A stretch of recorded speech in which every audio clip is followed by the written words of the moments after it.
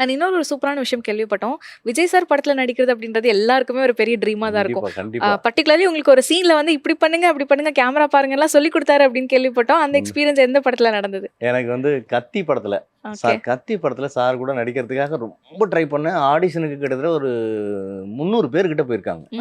எனக்கு ஆக்சுவலா ஆடிஷன் பண்ணது வேற சீன், ஆனா ஷூட் பண்ணது வேற சீன். அந்த டயலாக் யார் பேச போறா அப்படின்னு கேட்டாரு. சார் நான் தான் சார் கை காட்டினேன். ஒரு வாட்டி ரிஹர்சல் பண்ணி போனேன். அவர் ரிஹர்சல் பண்ணி பார்த்துக்கலாமான்னு எனக்கு கேட்கும்போது எனக்கு அந்த இடத்துல ஒண்ணுமே புரியல. அவ்வளோ பெரிய ஆக்டர், நம்ம ஒரு சீன் தான் அவர் கூட பண்ண போறோம். இருந்தாலும் அது கூட பர்ஃபெக்ஷனா வரணும்னு நினைக்கிறாரு பாருங்க. எந்திரிச்சு அவர் கூட வந்து ஒரு வாட்டி பண்ணி பார்க்கும்போது எனக்கு எப்படி நிக்கிறதுன்னு தெரியல. அவர் பக்கத்துல அவரே கையை வச்சு திருப்பி விடுவார்.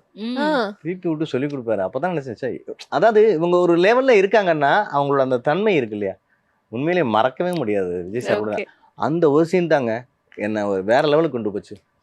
அந்த விஜய் சார் கூட கத்தியில நடிச்ச அந்த மணி பிளான்ட் சீன் வந்து அந்த டைம்ல கிரிக்கெட்ல வந்து தோனியை வச்சு ட்ரோல் பண்ணாங்க. அதுக்கு ஃபுல்லாவே என்னோட மீம்ஸ் தான் போச்சு. என்ன டைலாக் சார்?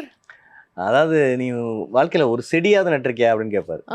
நான் நட்டிருக்கேன் சார், மணி பிளான்ட் நட்டிருக்கேன் அப்படின்னு. பயங்கர கிளாப்ஸா இருக்கும். அது ரீச் ஆன மாதிரி எனக்கு எதுவும் ரீச் ஆகல. இப்பவும் நான் வந்து இவ்வளவு படங்கள் நடிச்சிட்டேங்க. 50-60 படங்கள் கிட்ட சின்ன சின்ன ரோல் நடிச்சிருக்கேன்.